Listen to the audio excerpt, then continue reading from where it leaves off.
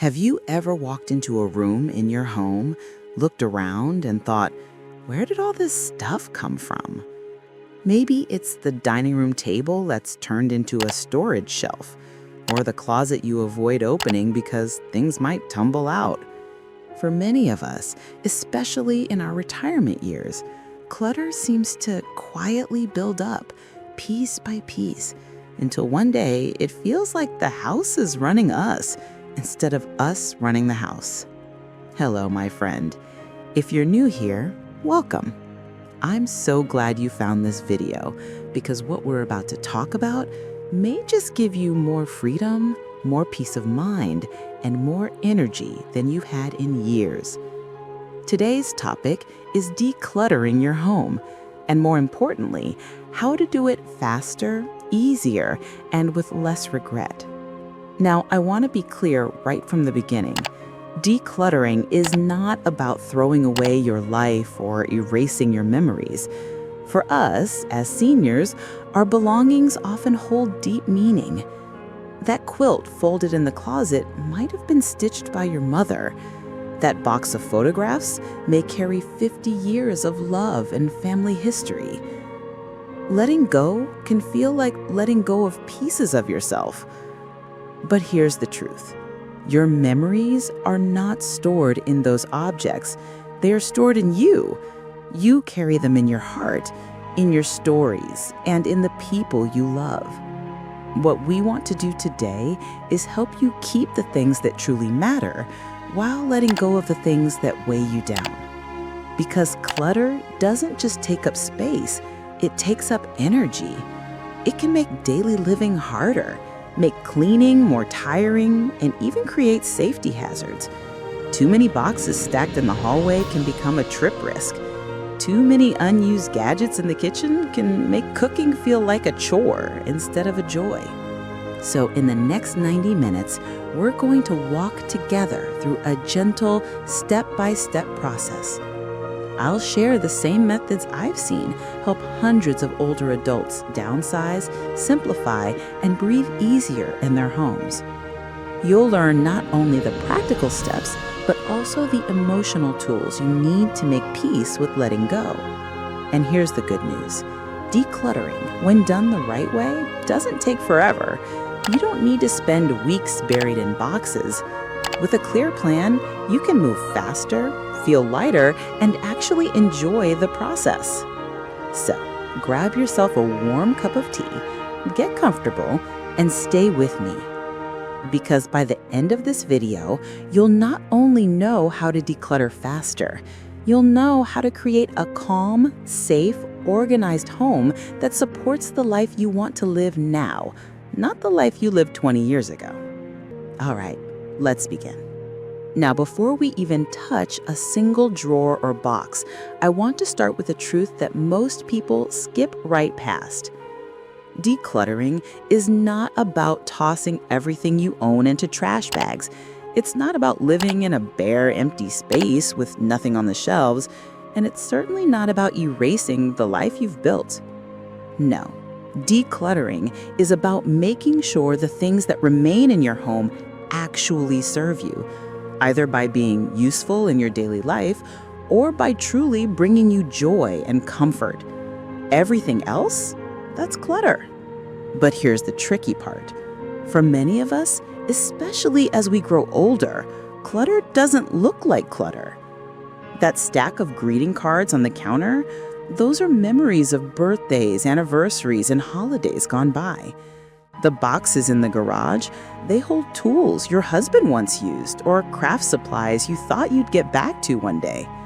The closets filled with clothes, they tell the story of who you once were, a professional, a parent, a church volunteer, someone always on the move. And so it's easy to say, I can't let this go, it means too much. But here's where I want to invite you to take a breath. Because while our possessions may remind us of times and people we love, they are not those people, and they are not those moments. Your memories live in you. I once worked with a woman named Margaret. She was 78 years old and had lived in the same home for over 40 years. Every inch of her basement was filled, boxes stacked higher than her shoulders, dusty furniture from her children's old apartments, shelves lined with jars she had saved just in case. When we started talking about decluttering, she shook her head. "I can't do it. These are my children's things. These are my husband's things. If I let them go, I'm letting them go too." But slowly, as we worked together, Margaret realized something powerful. She was already carrying her family in her heart. She didn't need 6 dining room chairs gathering dust to remember her Sunday dinners. She didn't need her husband's broken tools to keep him close. She kept one, his favorite hammer, and let the rest go. Do you know what she told me a few months later? She said, "I feel like I can finally breathe in my own home again. And when my children visit, I'm not embarrassed. They see me happy, not weighed down." That's the truth about decluttering. It's not just about making space in your closets, it's about making space in your life. And here's another truth.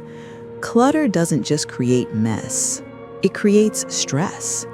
Every time you walk into a room filled with stuff, your brain feels crowded. You might not notice it right away, but the weight builds up. Seniors often tell me, "I feel tired all the time." Sometimes it's not age that makes us so tired, it's the clutter silently draining our energy. And beyond the stress, clutter can be dangerous. Boxes stacked in hallways can cause trips. Furniture crammed too close together can make it harder to use a walker or cane. Old newspapers and magazines can be fire hazards. So when I say decluttering is about freedom, I mean freedom in every sense. Freedom to move safely, freedom to enjoy your home without embarrassment, freedom to live with less worry and more peace in this season of life. But here's the last truth I'll share in this section. Decluttering must be done carefully. Once something is gone, it's gone. That's why rushing the process almost always leads to regret. Maybe you've seen someone who gets fed up one weekend, throws everything out, and then cries later because they tossed away family photos or keepsakes. We're not going to do that. This process is about mindful letting go. It's about making decisions at a pace that respects your memories while also protecting your well-being. So, as we continue, I want you to keep this in mind. Decluttering isn't punishment, and it's not about loss. It's about designing a home that serves the person you are today. A home that supports your comfort, your safety, and your joy in this season of life. Take a deep breath. Look around your room right now. Ask yourself, do the things around me serve me today? Do they make my life easier, lighter, or happier? Or do they simply remind me of tasks left undone, memories I already carry, or weight I no longer need? If you're already thinking of 1 or 2 things you could let go of, you're right on track. All right, with that foundation set, let's move into the first real step, setting clear goals and timelines so decluttering doesn't drag on forever. Now that we've talked about the truth of decluttering, let's talk about something that makes all the difference in how long this process takes: having clear goals and a timeline. See, one of the reasons decluttering feels overwhelming for so many seniors is because the task looks endless. You walk into the garage or open a closet and suddenly you're staring at 40 years of memories. Without a plan, your brain freezes, your heart sinks, and before long, you shut the door again. But here's the secret. Decluttering doesn't have to happen all at once. In fact, the fastest way to make progress is to start small but stay consistent. Think of it like this. If you were asked to eat a whole cake in one sitting, you'd feel sick. But one slice at a time, maybe even one bite at a time, it becomes doable. Decluttering is no different. Let me tell you about Harold, a gentleman I met a few years back. Harold was 82, and after his wife passed away, he decided to move into a smaller home closer to his daughter. The problem was, he had a 3-story house filled from top to bottom. He told me, "I can't do this. I don't even know where to begin." So we sat down together and made a plan. Instead of trying to tackle the entire house in one go, Harold set a goal: 1 room per month, 30 minutes a day. That's it. No pressure to do more. And guess what? In 4 months, Harold had gone through his entire home. He felt calm, not rushed, and he told me breaking it down saved me. That's the power of setting goals. So let me walk you through how you can do the same. Decide the scope. Do you want to declutter your whole house or just one space? Maybe it's just the guest bedroom, or maybe it's the kitchen that's been bothering you most. Start there. Set a realistic timeline. Instead of saying, "I'll finish everything this weekend," give yourself gentle milestones. For example, "I'll spend 20 minutes a day on this closet. I'll aim to finish the kitchen in 2 weeks. By the end of this month, the garage will be done." Write it down. Don't just think it. Put it on paper. Seniors often find it motivating to keep a small checklist or calendar on the fridge. Every time you finish a section, cross it off. That little act of marking progress can bring a huge sense of accomplishment. And here's another tip. Start with the areas that frustrate you the most. Maybe it's that drawer that's so full it won't close properly, or that dining table buried under papers. When you tackle those first, the relief you feel gives you momentum to keep going. Now, some of you may be thinking, "But I move slower these days. I don't have the energy to spend hours sorting." That's okay. You don't need hours. Even 15 minutes a day is enough. If you keep at it, you'll be amazed at how quickly things change. Here's the truth. Progress builds upon progress. Every drawer cleared is a small victory. Every shelf organized is a weight lifted. So right now, I'd like you to pause and think. Which room or space in your home causes you the most stress? How much time each day feels comfortable for you to dedicate? 15 minutes? 30 minutes? And by what date would you love to see that space completed? Take a moment to picture it. Imagine walking into that space without the piles, without the chaos. Imagine the calm. That's your goal. That's your why. All right, once you've got your goal and timeline, you're ready for the next step, creating your decluttering plan of attack. This is where we'll map out where to start and how to keep the process simple and clear. So you've set your goal and you've given yourself a gentle timeline. Now comes the big question that almost every senior asks me. Where do I even start? The truth is, the starting point matters more than you think. If you begin with the wrong area, you can get overwhelmed, lose energy, and give up. But if you begin in the right place, you'll see quick progress, and that momentum will carry you forward. Now, here's my rule of thumb. Start with the messiest, most visible space in your home. Why? Because when you clear that space, you'll see the difference immediately.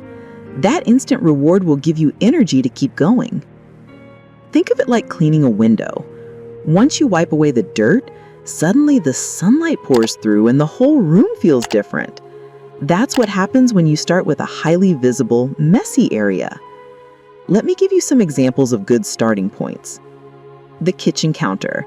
Many seniors tell me this is the most stressful spot in the house. It's where mail piles up, old gadgets sit unused, and little odds and ends gather. When you clear the counter, suddenly your whole kitchen feels open and usable again.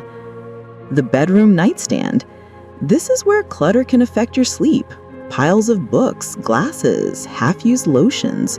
A tidy nightstand brings calm right before bed and peace first thing in the morning. The hallway closet. These are often packed to the brim with coats, shoes, or old boxes. Cleaning one closet can free up space and make your daily routine smoother. And for those who are more ambitious, you might want to tackle the garage or the basement first.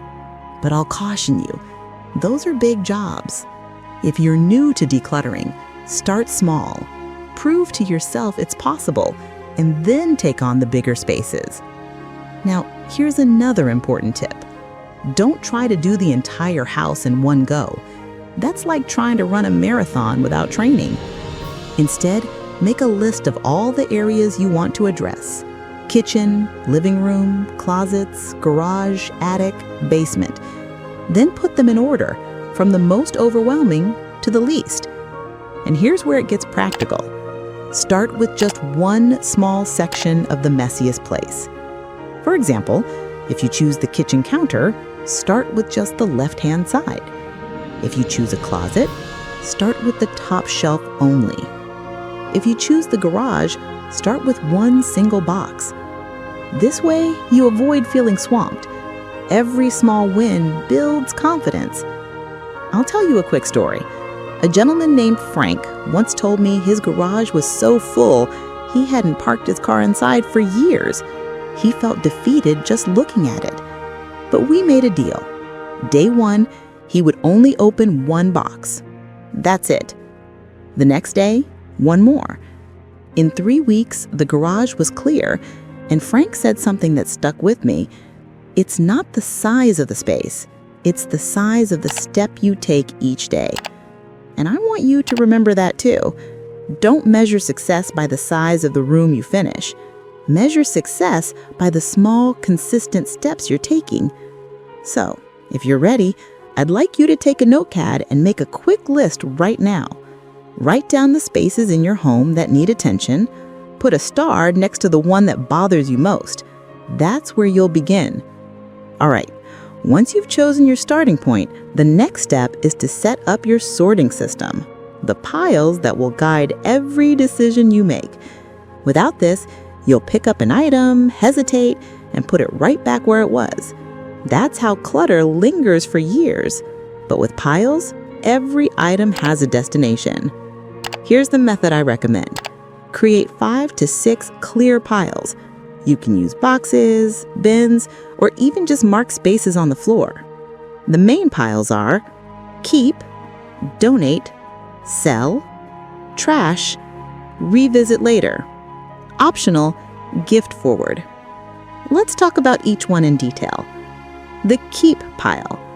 This is for the things that serve you now, not 20 years ago, not someday, but today. These are items you use regularly or items that truly bring joy when you see them. For example, for seniors, the comfortable sweater you wear every winter, the set of dishes you use daily, the photo album that always makes you smile. But be honest with yourself. If you haven't used something in years, ask, do I really need to keep this? I once worked with a man named George who had 3 coffee makers. He only used one. The other 2 were gathering dust. When he let them go, his kitchen finally felt open again. Sometimes less is more. 2. The donate pile. This pile is powerful because it gives your belongings a second life. Think of it as passing blessings forward. Examples: clothes that no longer fit but are still in good condition, extra blankets or towels that could help a shelter, books you've already read that someone else might treasure. Every time you donate, you're not losing, you're giving. A winter coat you no longer wear might keep someone warm this very season. Doesn't that feel good? 3. The sell pile. Sometimes you own things that are still valuable but no longer useful to you. Instead of letting them collect dust, you can sell them. Examples: a piece of furniture that no longer fits your space, designer clothing or handbags you no longer use. electronics in working condition. One senior I knew sold a collection of old model trains online. He used the money to take his granddaughter on a trip she still remembers fondly. The items turned into memories, not clutter. If selling feels overwhelming, remember you can always ask family members to help list items online or take them to a local consignment shop. 4. The trash pile. This one is simple. If it's broken, expired, moldy, or unusable, it's trash. For example, expired medicine, old receipts that have no purpose, worn-out shoes that can't be repaired. But a quick note here, some things need to be disposed of properly, like paint, batteries, or electronics. Many towns have drop-off days for these items. Check your local guidelines. 5. The revisit later pile. Sometimes you pick up an item and freeze.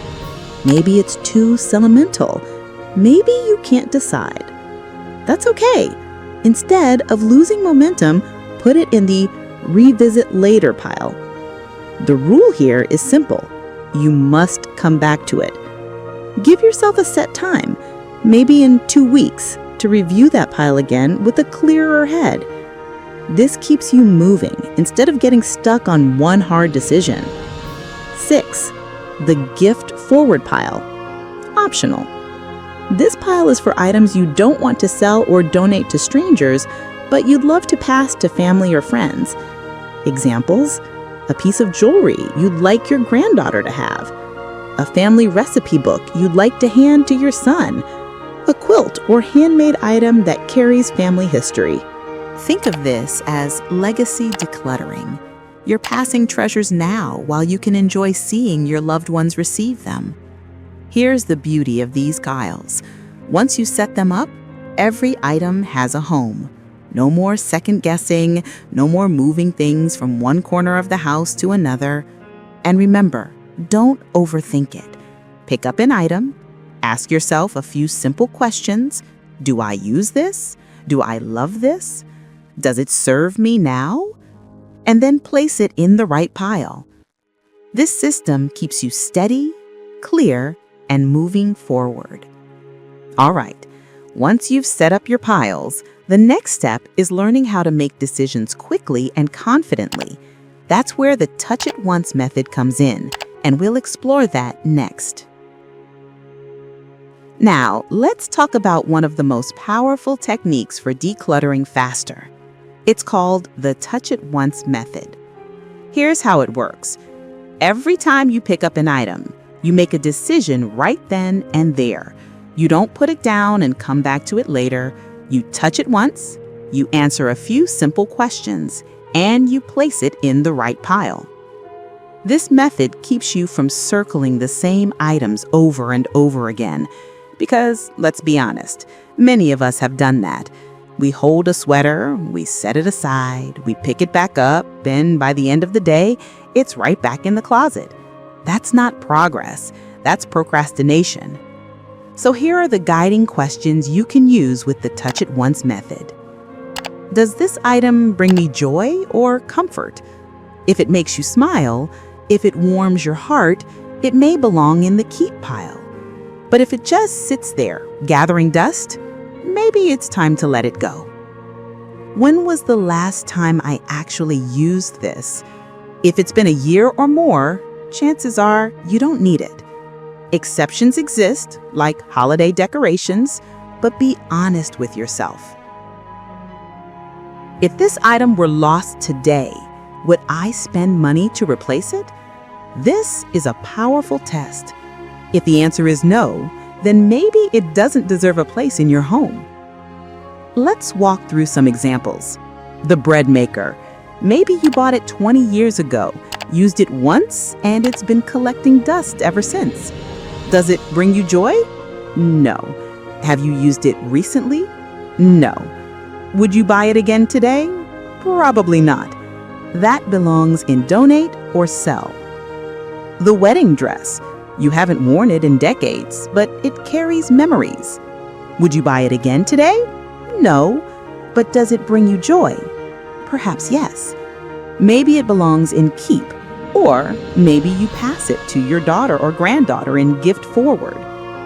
The stack of VHS tapes. You can't even play them anymore because the VCR is gone. Do they bring joy? Not really. Would you buy them again? Definitely not. These belong in trash or recycle. Your husband's old toolbox. Some pieces are broken, but others are useful. Do they bring you joy? Maybe not, but do they serve a purpose? Yes, if you or a family member still uses them. The broken tools go to trash, the usable ones to keep or gift forward. Why this works so well? The touch it once method eliminates hesitation. You don't waste time putting something back and rethinking it 20 times. You touch it once, answer your questions, and make your choice and move on. This also protects you from exhaustion. Seniors often get tired during long decluttering sessions. Decision fatigue sets in, and suddenly every item feels impossible to judge. The touch it once method keeps your energy focused and your pace steady. Let me share a story. I once helped a woman named Helen who had lived in her house for 50 years. She had closets filled with clothes she hadn't worn in decades. Every time she tried to declutter, she got stuck, holding up each piece and saying, "But maybe I'll need this again someday." When I taught her the touch it once method, something changed. She picked up a blouse and asked herself, "Would I buy this again today?" She laughed and said, "Oh, heavens no." That blouse went into the donate pile. Item by item, she moved quickly. For the first time in years, she cleared her closet, and she told me, "That simple question freed me. I stopped overthinking." Now, I want to say this gently. Decluttering is not about rushing or being cold-hearted. Some items will be hard to let go of, and that's okay. If you truly can't decide, place them in the revisit later pile. But for the majority of things, the gadgets, the papers, the duplicates, the touch it once method will help you move faster, with less stress and second guessing. So, as you continue, remember, touch each item once, ask your questions, and place it in the right pile. One touch, one decision, one step closer to freedom.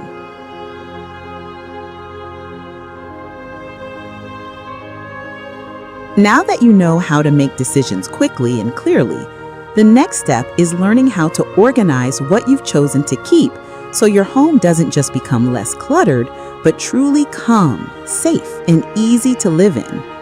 That's exactly what we'll cover in the next section.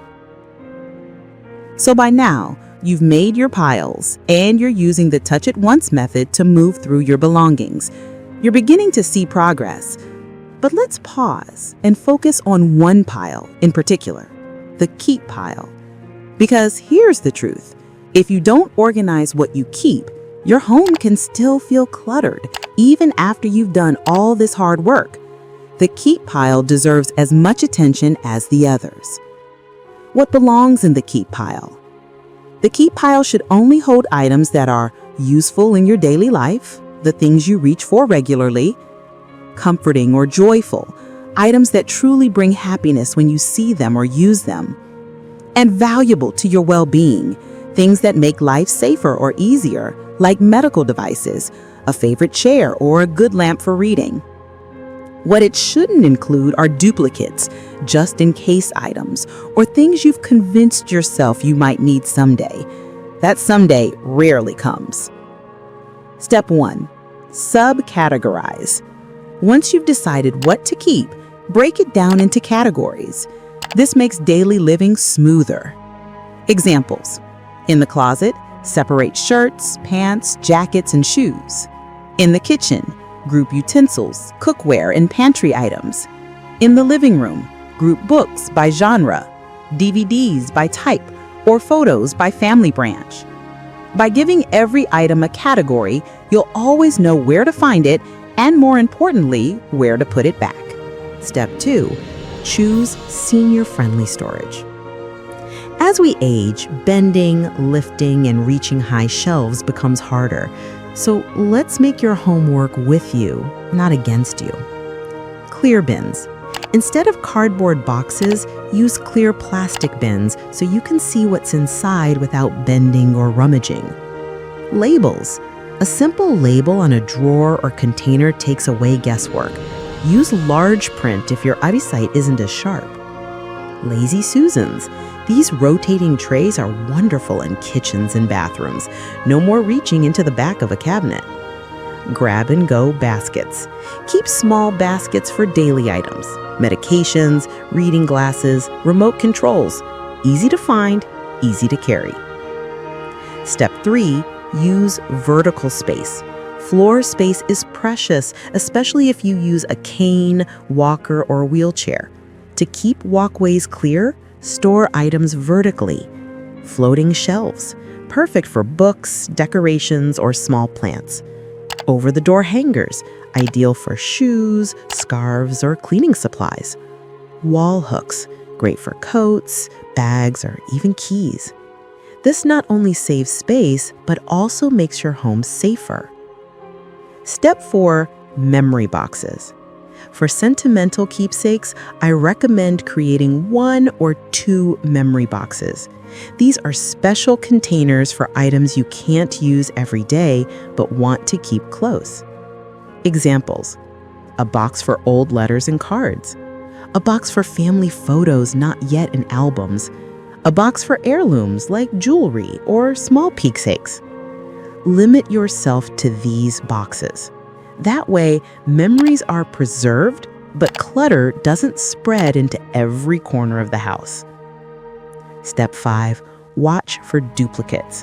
Many seniors discover they own multiples of the same thing: 5 black coats, 3 sets of measuring cups, 7 nearly identical mugs. Keeping duplicates often creates clutter without adding value.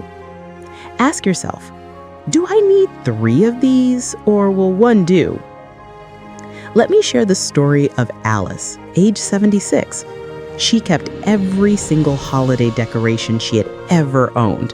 Boxes of ornaments, wreaths, and garlands filled her attic. When it came time to downsize, she realized she didn't need 10 boxes of decorations. She chose her favorite 2, placed them neatly in clear bins, and donated the rest.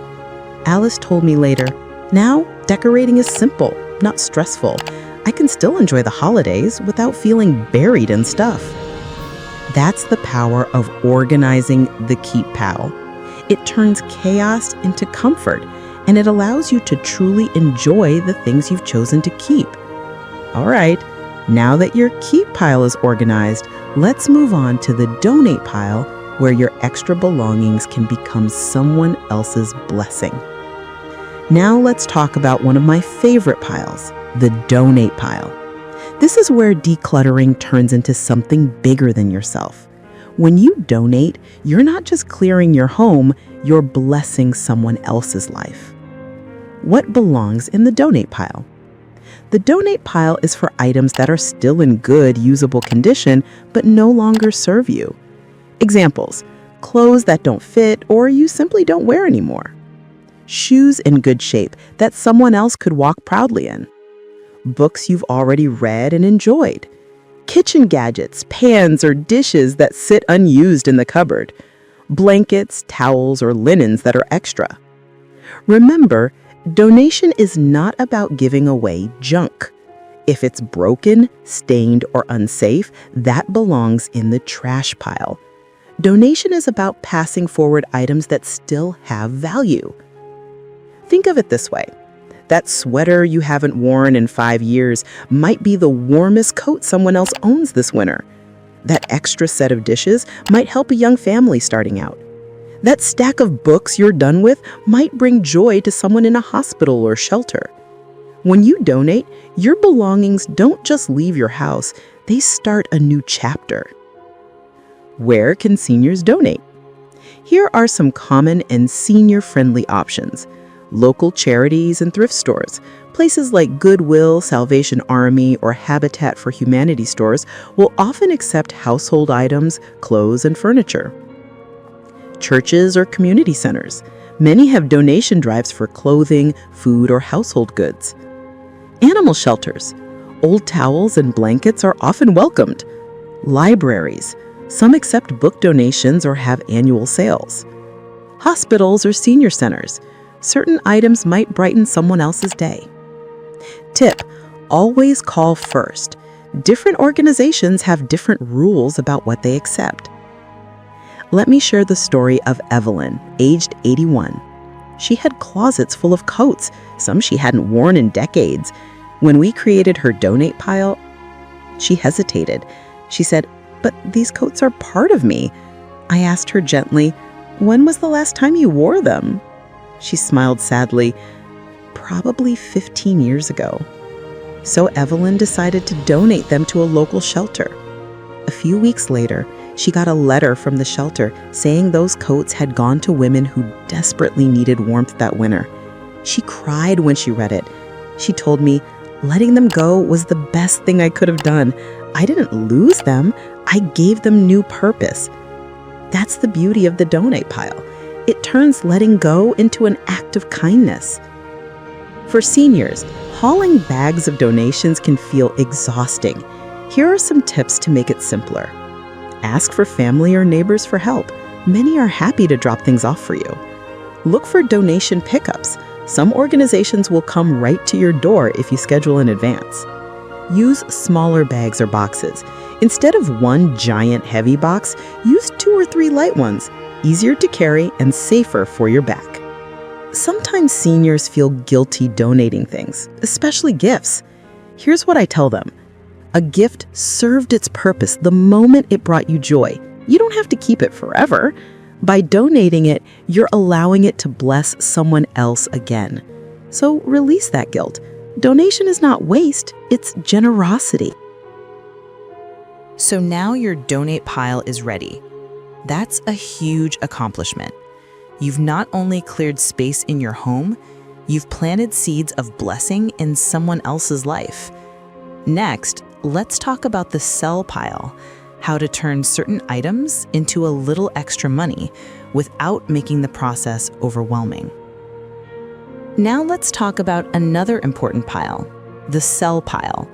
This pile is for items that are still in excellent condition and may have real value to someone else. Instead of gathering dust, these things can put a little extra money back in your pocket.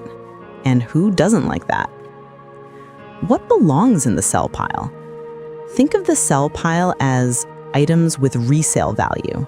Examples include furniture that no longer fits your space but is still sturdy, collectibles like model trains, coins, or vintage dishware, designer clothing or handbags you no longer wear, electronics in working condition, radios, tablets, or even old cameras, tools or equipment someone else could put to good use. If it's in good condition and someone else might pay for it, consider putting it here. You don't have to sell everything. Not every item is worth the effort. If it's gonna be more trouble than it's worth, it may belong in donate instead. The sell pile is about making decluttering rewarding, not exhausting. How can seniors sell safely and easily? There are several ways, depending on what you're comfortable with. Yard or garage sales, a simple old-fashioned way. You set items out, neighbors come by, and you sell them quickly. The downside, it takes planning, and you'll have to haggle with people on your lawn. Some seniors find this fun, others find it tiring. Consignment shops. These shops sell your items and take a small percentage. Great for clothing, handbags, or furniture. Easy because you don't have to deal with buyers directly. Online platforms, Facebook Marketplace, Craigslist, or eBay. These reached a bigger audience and often bring higher prices. If you're not tech savvy, ask a child or grandchild to help. They can list the item, handle the messaging, and make the process simple. If you choose to sell online or in person, safety matters. Never invite strangers inside your home. Meet in a public place or have a family member with you. Cash only for small items. Avoid complicated payment apps unless you're comfortable with them. Trust your instincts. If a buyer makes you uneasy, don't go through with it. Let me tell you about Richard, age 74. He had a basement full of old vinyl records. At first, he thought they were worthless, but his grandson convinced him to try selling them online. In 3 months, Richard sold hundreds of records to collectors all over the country. He made over $2,000. You know what he did with it? He treated himself to a brand new recliner and took his wife out for a special anniversary dinner. Richard told me, "I never realized my clutter could pay for memories." Here's the golden rule. If selling feels like too much work, don't do it. Your time and peace of mind are worth more than squeezing a few extra dollars out of something. In that case, move it to donate and bless someone else. But if you do enjoy selling, or if you have family willing to help, the sell pile can be a fun way to reward your efforts. So now you've organized your keep pile, your donate pile, and your sell pile. You're making incredible progress, but there's still one pile we need to address: the trash pile. And believe me, that one is just as important as the rest. That's where we're heading next. Now let's talk about the trash pile. This is the pile nobody gets too excited about, but it's one of the most important. Because without a clear plan for trash, clutter just shifts from one place to another. What belongs in the trash pile? The trash pile is for anything that is broken and beyond repair, expired, like medicines, old makeup, or food, unsafe, frayed electrical cords, moldy items, or broken furniture, and truly unusable, papers you don't need, gadgets that no longer work, items that can't be donated or sold. If it has no safe, practical use for you or anyone else, it belongs here. Common trash items seniors find: old boxes of receipts, yellowed and brittle, expired medicine bottles from years ago, shoes with holes in the soles, stained clothing too worn for donation, broken lamps or appliances that haven't worked in decades, expired pantry items hiding in the back of cupboards. And here's an important note. Sometimes we tell ourselves, "I'll fix this one day." But if that day hasn't come in the last 10 years, it's time to be honest. It belongs in trash. Trash isn't just clutter. It can actually be dangerous. Old stacks of newspapers or magazines can become fire hazards. Broken furniture can cause trips or falls. Expired medication can be harmful if accidentally taken. By clearing out trash, you're not just making space, you're making your home safer. Not all trash goes straight into your garbage bin. Some items require special care. Hazardous waste, paint cans, batteries, old cleaning chemicals. Check your local town or city for drop-off days. Electronics, old TVs, radios, or computers often need to go to an e-waste recycling center. Medications. Most pharmacies will safely dispose of expired medicines. Don't just flush them. Taking a little extra step here protects both your health and the environment. If you're decluttering an entire home, the trash pile can feel overwhelming. Here are some options. Curbside pickup. Spread it out over a few weeks so you don't overwhelm your bins. Call a junk removal service. Many companies will pick up everything at once. Bagster service. This is a heavy-duty bag you can buy at stores like Home Depot. Fill it, schedule a pickup, and they'll haul it away. For seniors, I recommend asking family, friends, or neighbors for help with heavy lifting. Protect your back and your energy. I'll never forget Robert, age 79. His basement was filled with broken chairs, rusted bikes, and boxes of wires he thought might come in handy one day. When we sorted, half the basement turned into trash. At first he resisted, "But I might fix these." Weeks later, when the junk removal truck hauled it all away, Robert stood in the empty space with tears in his eyes. He said, "I didn't realize how heavy this all felt until it was gone. Now it feels like a weight has been lifted." That's the gift of the trash pile. It's not just about throwing things away. It's about releasing what no longer serves you.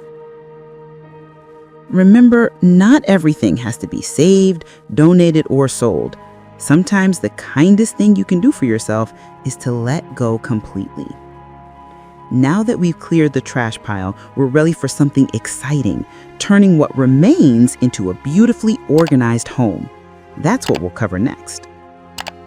Congratulations! You've done the hard work of sorting. You now have your keep pile, your donate pile, your sell pile, and your trash pile. That's a huge accomplishment.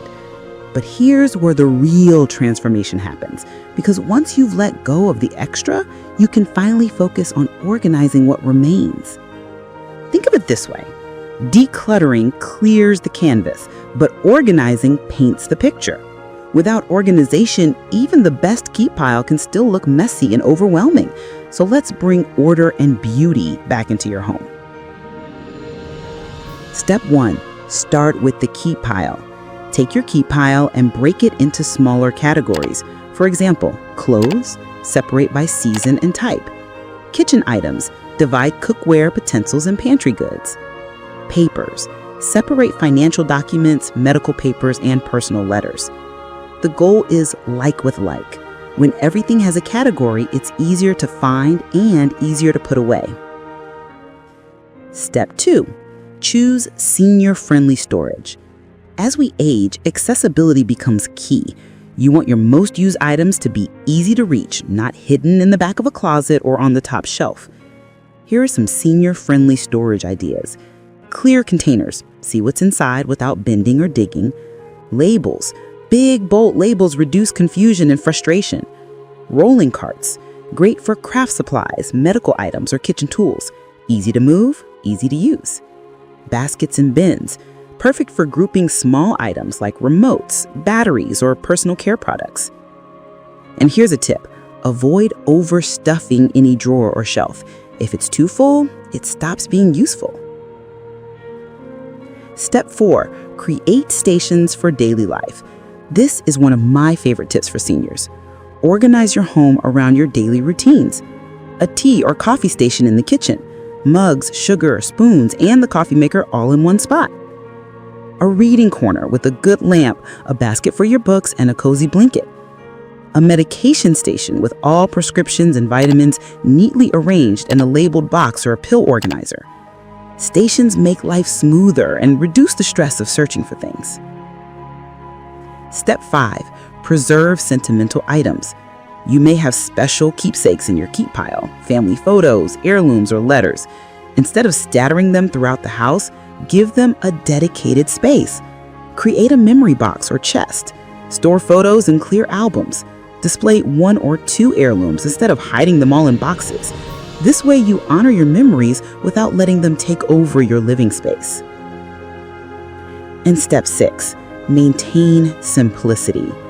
Once organized, the key is to keep it simple. Don't overcomplicate with too many systems. The best organization is the one you can stick with easily. Ask yourself, can I keep this up even on a tired day? If the answer is yes, you've done it right. Let me tell you about Mary, age 83. She lived in a 2-bedroom home filled with decades of belongings. After decluttering, she organized her keep pile with Greer bins, labels, and stations. When I visited her a month later, she greeted me with a smile and said, "For the first time in years, I don't lose things. My mornings are calm. I feel lighter."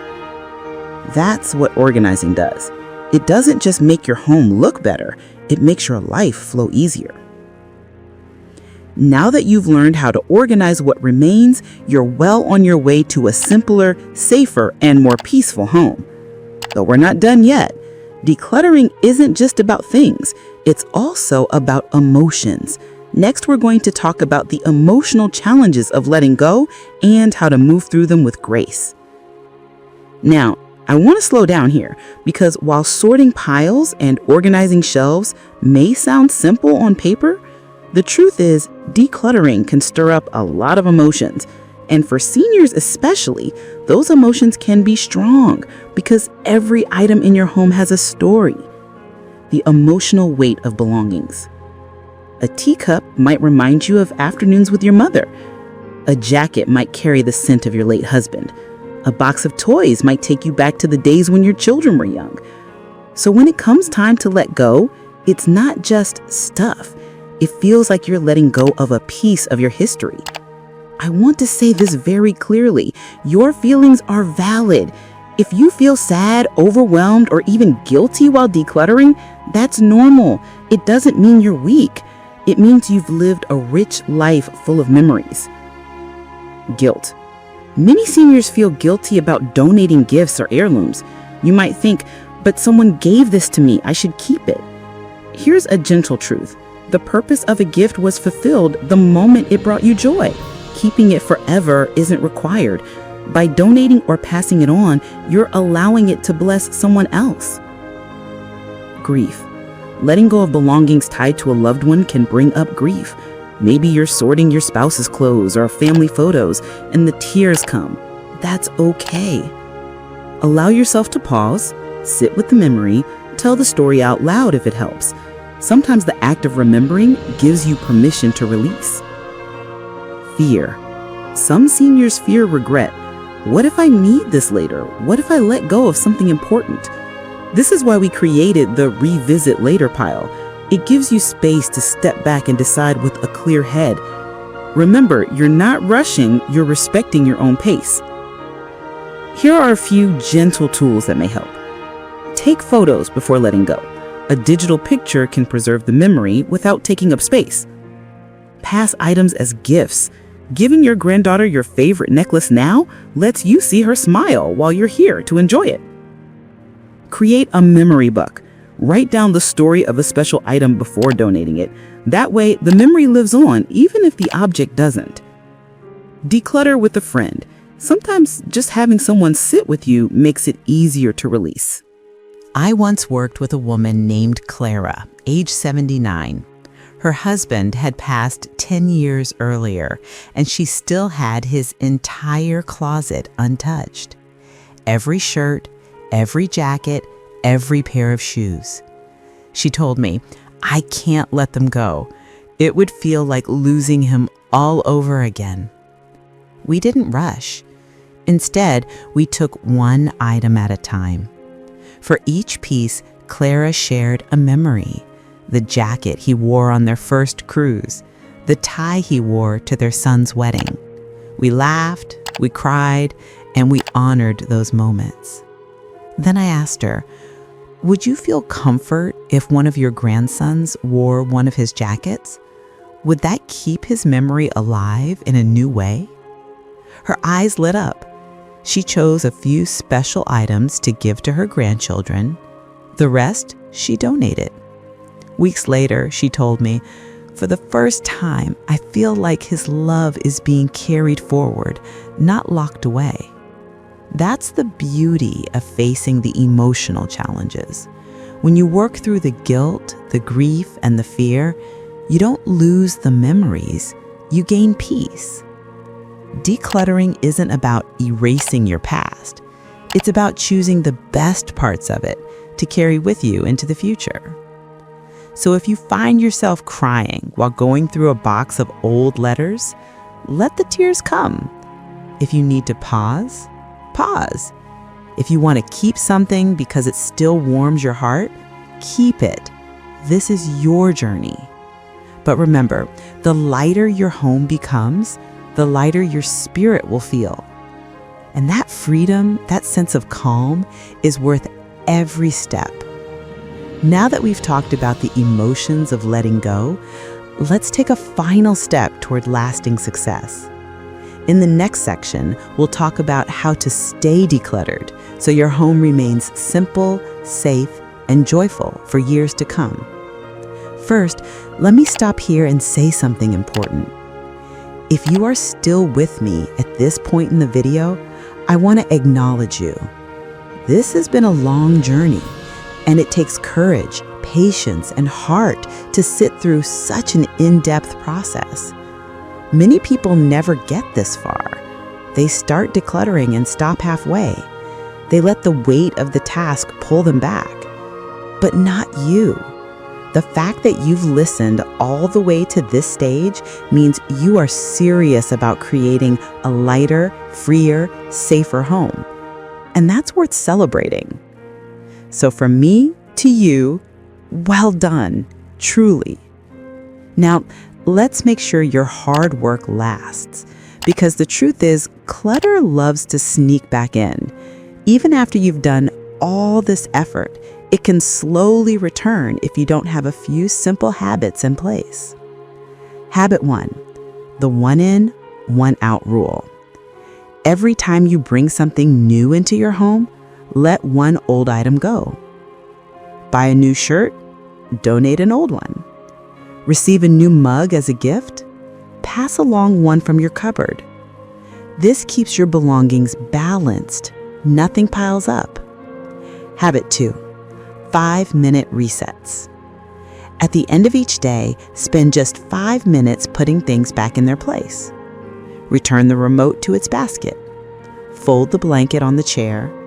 Place the mail in a designated spot.